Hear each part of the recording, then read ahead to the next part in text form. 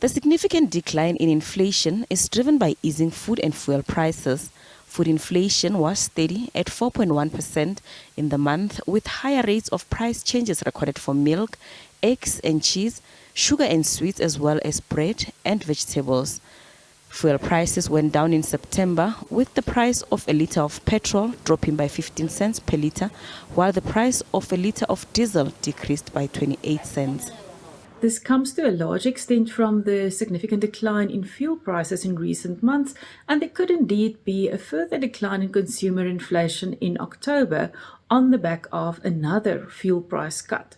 However, we have already started seeing a slight increase in oil prices and slight depreciation in the rand exchange rate from its strongest levels, and so October is likely to be the bottom of this inflation cycle, with a slight increase in inflation projected from November.